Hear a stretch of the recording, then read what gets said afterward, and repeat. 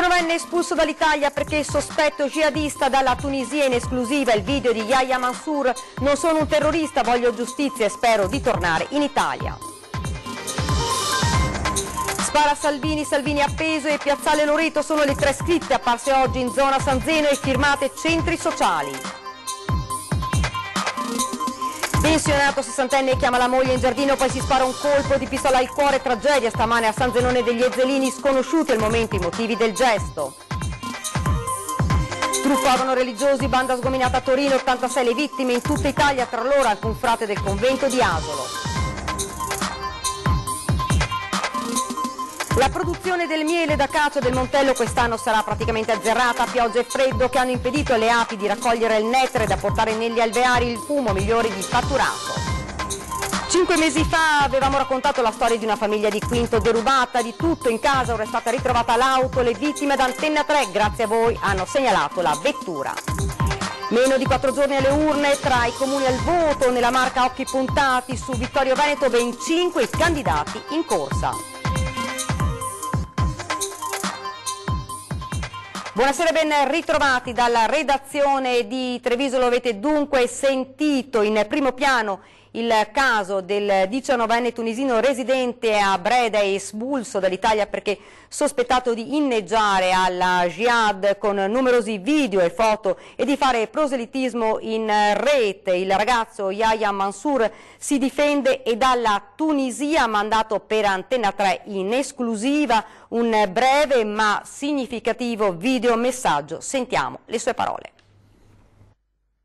Ciao a tutti, io sono Mansour Yahya, io non sono un terrorista, quelle cose sono pubblicate sul Facebook al 2014, quando ho 14 anni, sono entrato in Italia al 2016 per la prima volta e da quel momento sono cominciato a vivere come gli italiani, i miei amici mi conoscono benissimo, quello che voglio adesso è la giustizia. E spero che riesco a tornare di nuovo in Italia.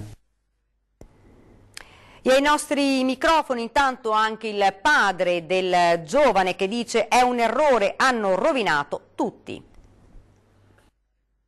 Colpa del governo dentro il cuore, un colpa del mio governo, della mia questura, sono cittadino italiano, dentro il cuore. È un colpito al cuore, lui non sa cosa deve fare, non sa com'è lui adesso, perché sono errati tutti, un errore. Sono 2 notti che non dormo, racconta Ali Ben Mansour, il padre di Yahya, il 19enne tunisino residente a Breda di Piave, fermato lunedì dalla polizia di frontiera all'aeroporto Marco Polo e rimpatriato in base ad un provvedimento emesso dal ministro dell'Interno per motivi di sicurezza dello Stato e pericolo terrorismo. Il papà da 30 anni in Italia non crede alle accuse rivolte al figlio. Io conosco mio figlio. Yahya ora si trova nel suo paese natale, la Tunisia, piange sempre, ci dice Ali Ben. Sua madre mi ha detto che lui ha fatto Ramadan, non mangia né giorni né notti. È distrutto, è rovinato. Le indagini della Digos e dell'intelligence antiterrorismo erano partite dai video postati su Facebook da Yahya, immagini di combattimenti, pagine del Corano, soldati in azione nella striscia di Gaza. Sono video che aveva postato quando aveva 14 anni, era piccolo. Chiedete a chi lo conosce, dice Ali Ben, chi è mio figlio. È andato a fare scuola a CP qua a Calavera, 1 anno e mezzo quasi, per riparare, per convivere. Che vuoi a scuola, dimmi se ha fatto casino, se non è convivendo con i gente, se ha un'idea. Vai a cercarlo, va bene. Non cercare Facebook, cercare qua all'aperto, dove ha gente, ti chiedi gente, finisci da casa. L'uomo poi chiede cosa sarebbe successo se al posto di Yahya a scrivere quelle cose ci fosse stato un ragazzino italiano. Se avete uno X come Yahya, scritto in italiano, per suo papà italiano e sua madre italiana, ha scritto così perché non conosci, per i piccoli, perché i giovani, suo figlio deve darlo così, deve segnarlo così, deve lasciarlo qui, figliolo mio, e quando siamo qua, è un pace, vogliamo pace per tutti, sì.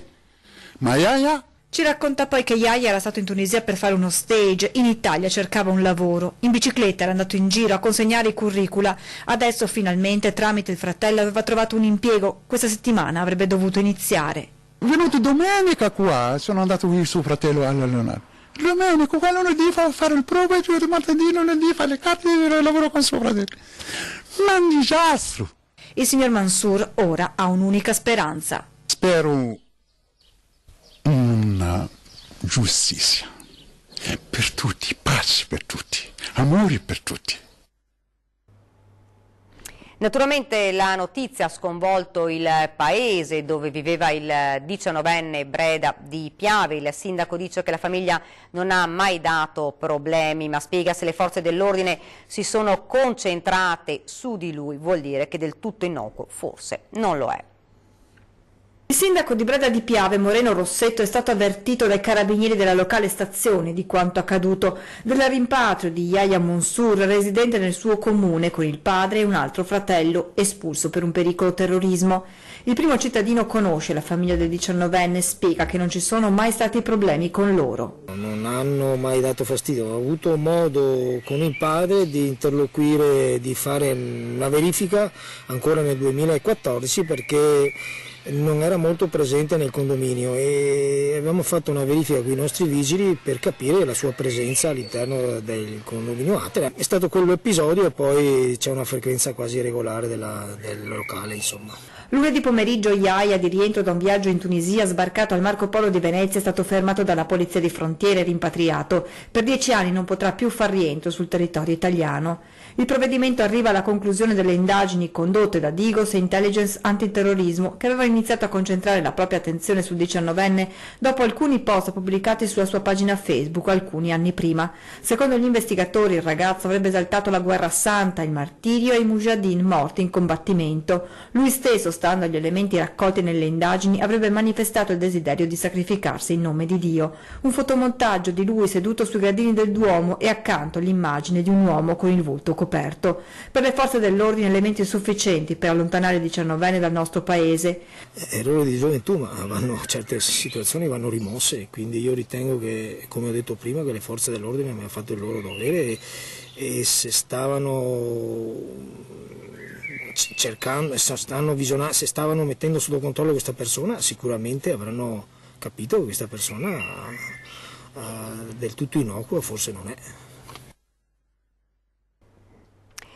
Spara a Salvini, Salvini appeso e Piazzale Loreto sono le 3 scritte apparse oggi in zona San Zeno e firmate centri sociali. A denunciarne la presenza il consigliere di maggioranza di Forza Italia Davide Acampora. Mi auguro, scrive in una nota, che le forze dell'ordine possano identificare presto i responsabili, non dovrebbe essere molto difficile.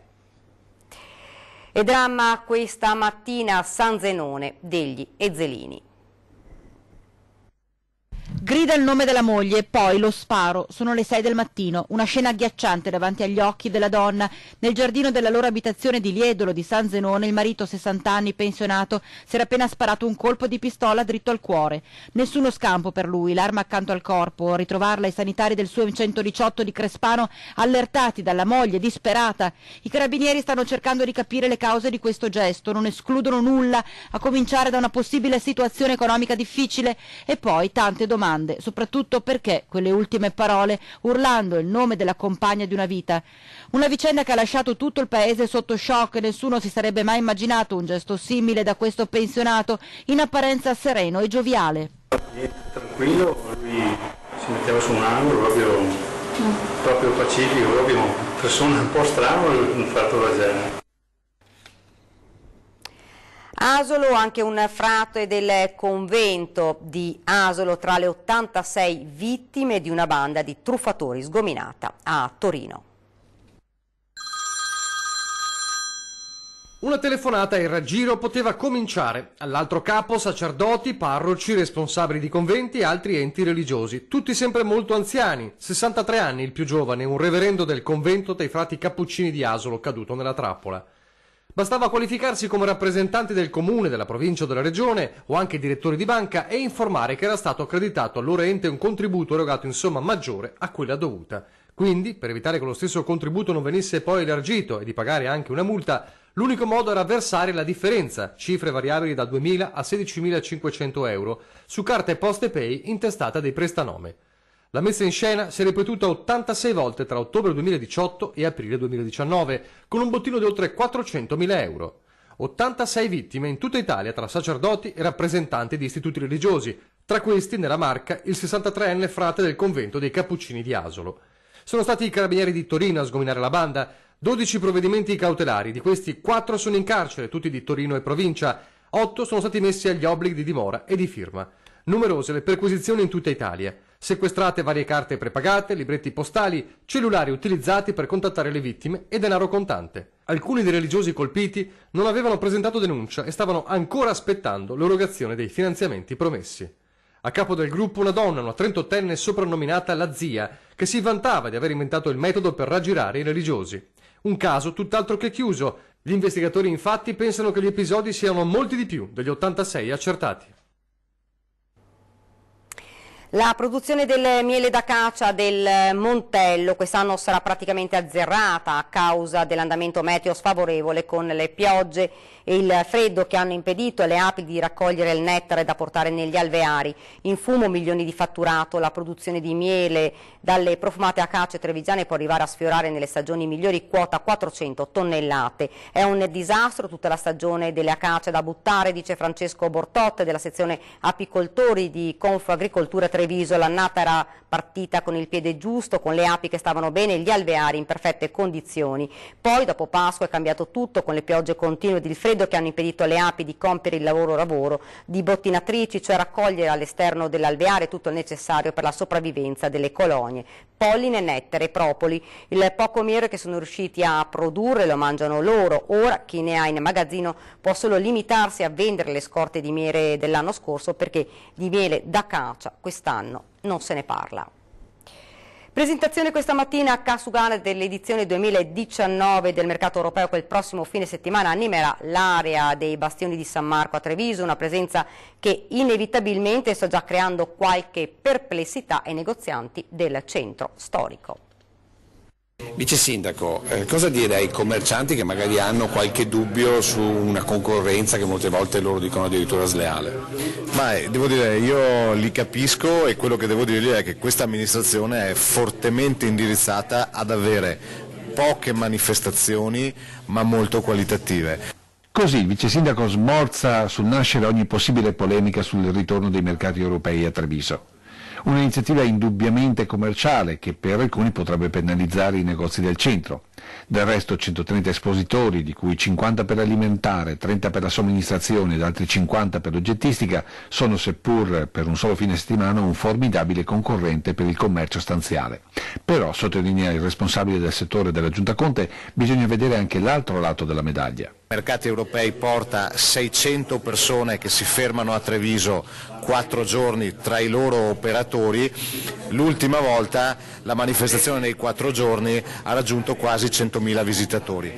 Come dire, attenzione all'importante indotto che porterà anche per il commercio stanziale questa manifestazione, che comunque punta su prodotti nazionali ed internazionali difficili da trovare normalmente in città. Tutti i prodotti che sono tutti prodotti d'eccellenza, dai formaggi svizzeri, francesi, c'era il pata nera spagnolo, tante cose da sbizzarrirsi. E visto che i prodotti saranno internazionali, inevitabile anche la frecciata dal sindaco che per primo ha voluto a Treviso questa manifestazione. E credo che l'Europa possa essere vicina anche all'Italia, anche se alle volte è molto lontana.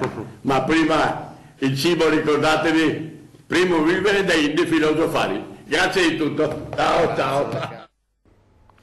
Dal piano degli interventi spunta un progetto per il recupero dei bastioni ex Camuzzi ed è subito polemica. Queste le bollette incriminate sono della Camuzzi Gasometri di Treviso e riguardano appunto l'erogazione del gas metano in città. C'era una volta l'officina del gas di Treviso, che vi raccontiamo con le immagini di 30 anni fa, quando era ancora un luogo vivo e frequentato. Poi la rivoluzione sulla fornitura del metano e la chiusura con l'abbandono di quel bastione costruito addirittura dai veronesi durante l'assedio della Treviso medievale. Decenni di oblio che da lunedì scorso, con la decisione del Consiglio Comunale, si interromperanno per fare di questo complesso una nuova zona residenziale. Tanti dubbi sull'intervento, non ultimo quello dell'Associazione Treviso Sotterranea, che in più occasioni ha sottolineato l'importanza storica del bastione che guarda alla stazione, soprattutto al di sotto degli edifici attuali, dove ad esempio alcune gallerie che portavano a postazioni difensive vennero utilizzate come vasche di scarico per le strutture del gasometro. Insomma, c'è timore che per rivitalizzare l'area si cancelli un pezzo importante di storia cittadina e proprio da questi scarichi invece inizia la risposta del sindaco Mario Conte. E la volontà di questa amministrazione non è quella di mantenere i buchi neri, soprattutto se hanno anche delle criticità da un punto di vista ambientale, ma di aiutare quei privati che invece vogliono investire per migliorare quel quadrante. Questo non vuol dire che ci si chiude gli occhi e si cambia tutto, anche perché, sottolinea il sindaco, lì sono già presenti importanti vincoli che inevitabilmente influiranno sulla progettazione. L'importante comunque è cominciare. Intanto si dà il via libero a cominciare una fase di progettazione che dovrà seguire tutti i requisiti, compresi quelli della sovrintendenza, che ha dei paletti molto restrittivi e dove si terrà sicuramente conto dell'importanza del luogo e del sito.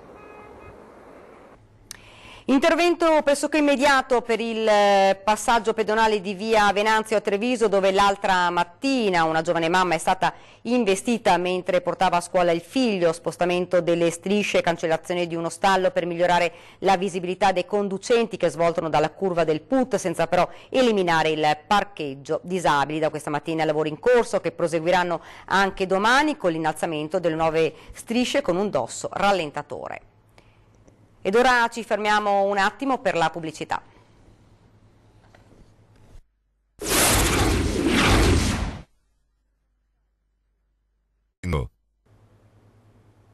Rieccoci in studio. Ricorderete la vicenda della famiglia kosovara di Quinto, alla quale i ladri avevano portato via tutto da casa, compresi tappeti e coperte. Ebbene, dopo 5 mesi è stata ritrovata l'auto della famiglia usata per la fuga.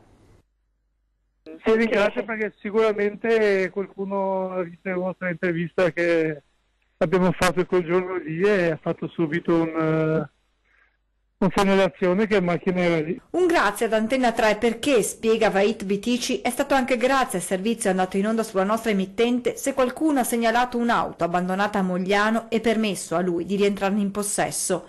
È il lieto fine di un incubo vissuto da questa famiglia di origini kosovare, ma da anni residente a Quinto, che lo scorso dicembre venne derubata dai ladri. I banditi entrarono in casa mentre padre, madre e 3 figli erano a cena da parenti. Portarono via tutto, cuscini, tappeti, persino le coperte.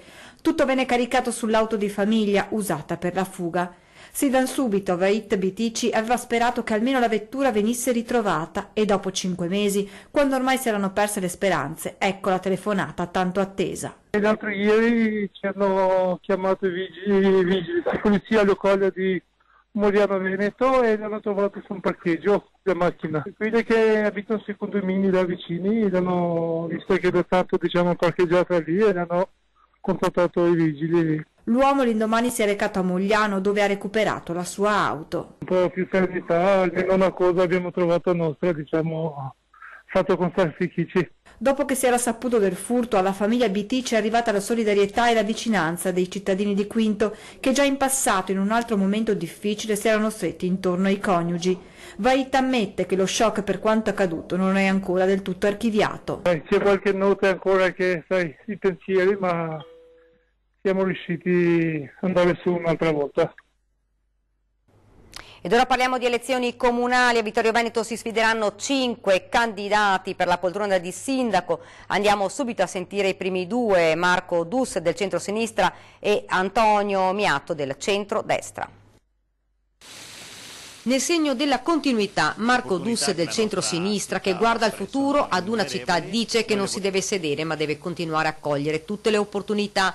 La prima cosa, spiega invece Antonio Miatto del centrodestra, sarà quello di riconnettere la popolazione all'amministrazione comunale. Alla domanda quali sono le cose da fare subito, queste le risposte. Sicuramente mettere in sicurezza il bilancio, è un bilancio che è in sofferenza a causa dei derivati che ci hanno lasciato le amministrazioni leghiste precedenti e che solo al 31/12/2019 noi dovremo staccare un assegno a Banca Intesa di 869.000 euro e quindi questo sarà sicuramente uno dei primi problemi da affrontare, però l'abbiamo affrontato in questi anni e dobbiamo continuarlo a fare. Adesso dobbiamo puntare sulla qualità e la rivitalizzazione della città, quindi opereremo molto in campo turistico, molto a supporto del commercio e dell'artigianato, cioè del lavoro.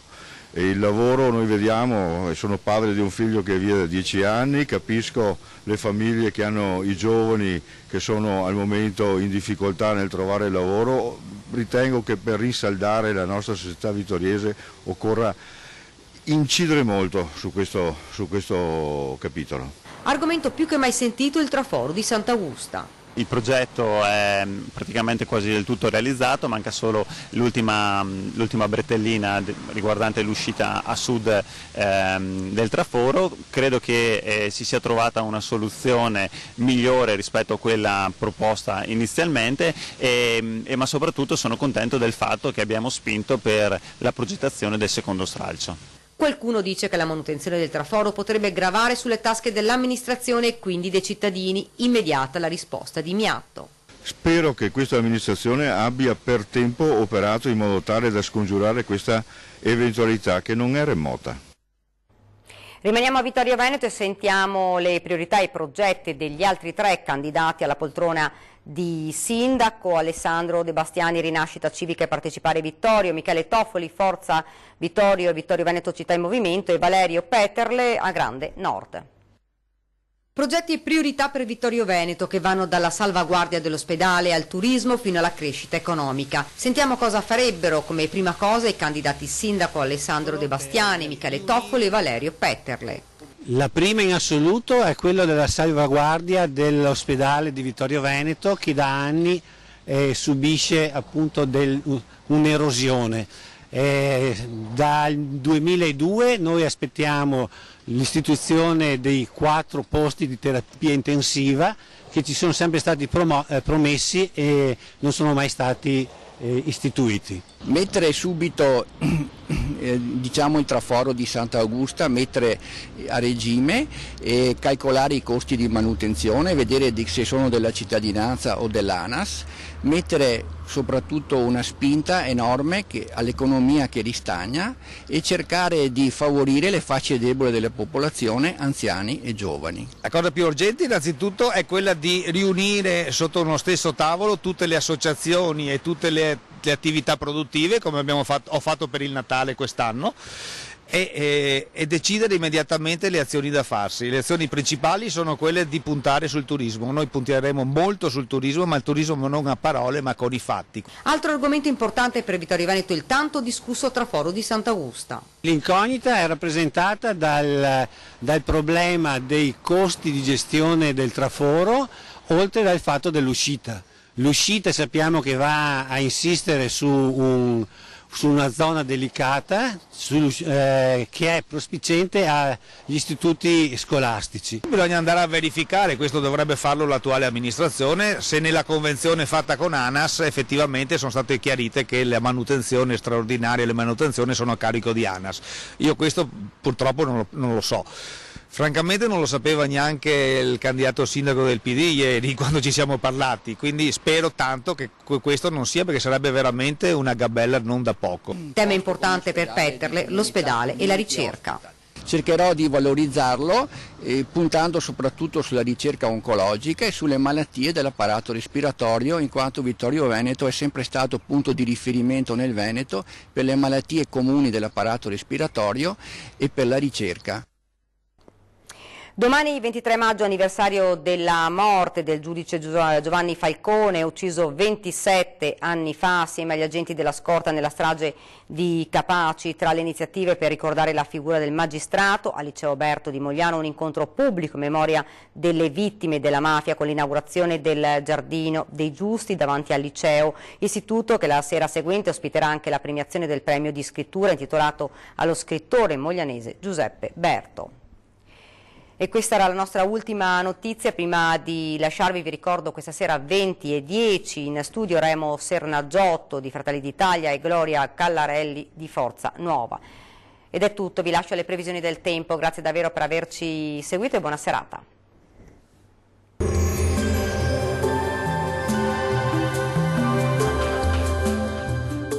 Tonus Laboratorio del Piede, centro altamente specializzato nella costruzione di plantari su misura, dedica nuove tecnologie di rilevazione dei carichi posturali per dare voce alla filosofia di benessere che lo caratterizza.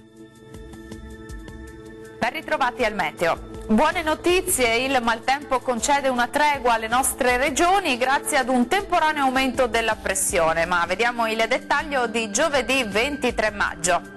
Sul Veneto tornerà il sole a farci compagnia, sarà in genere stabile con cielo al massimo poco nuvoloso, salvo per isolati piovaschi possibili sui monti del Vicentino.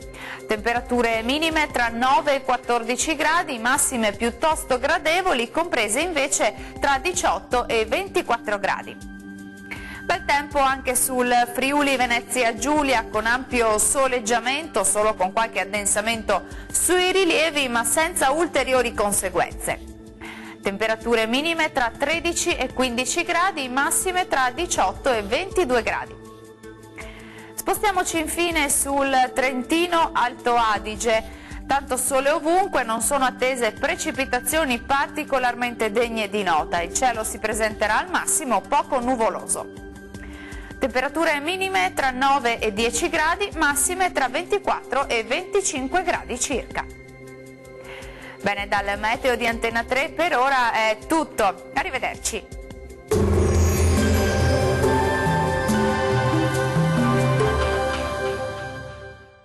Tonus è il miglior negozio di calzature moda comoda. Qui troverete il più vasto assortimento di calzature Fratelli Tomasi. Eleganza e comodità, perché camminare è vivere.